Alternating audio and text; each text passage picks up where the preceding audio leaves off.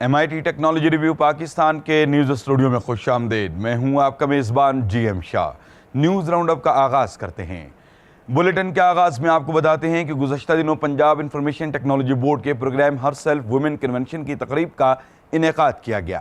اس تقریب کا انعقاد عرفہ سافٹ ویئر ٹیکنالوجی پارک میں کیا گیا، جہاں سینکڑوں کی تعداد میں خواتین نے شرکت کی۔ اس کے ساتھ ساتھ بریزی اور کیئر فاؤنڈیشن کی بانی سیما عزیز سمیت اہم شخصیات کو مدعو کیا گیا تھا۔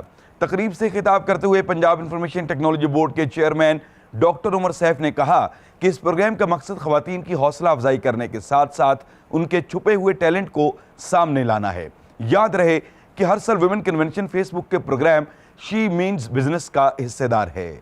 اور اب آپ کو بتاتے ہیں کہ ماہرین نے کاٹن فائبر کے ذریعے انسانی ٹیشوز کو تیار کرنے کا طریقہ تلاش کر لیا ہے۔ اس کاٹن فائبر کا سائز حقیقی ٹیشوز کے سائز کے برابر ہے، جس کو مصنوعی طور پر مولڈ کر کے حقیقی ٹیشوز کے طور پر استعمال کیا جا سکتا ہے۔ ماہرین کا کہنا ہے کہ اب ان ٹیشوز کو تجربہ گاہ میں آزمایا جا رہا ہے اور ان میں مزید بہتری لائی جا رہی ہے۔ اور اب بلیٹن کے آخر میں آپ کو بتاتے ہیں کہ سویڈن کے ماہرین نے نیا سیلف ڈرائیونگ ٹرک تیار کر لیا ہے۔ یہ ٹرک مکمل طور پر خودکار ہے، یعنی اس میں سٹیئرنگ ویل اور پیڈل وغیرہ کو شامل نہیں کیا گیا۔ اس ٹرک کی لمبائی 23 فٹ ہے اور یہ ٹرک 20 ٹن وزن لے جانے کی صلاحیت رکھتا ہے۔ بتایا جا رہا ہے کہ اسے ریموٹ کے ذریعے کنٹرول کیا جاتا ہے اور اس ٹرک کو ٹی پاٹ کے نام سے منسوب کیا گیا ہے اور اس کو 2020 میں متعارف کروا دیا جائے گا۔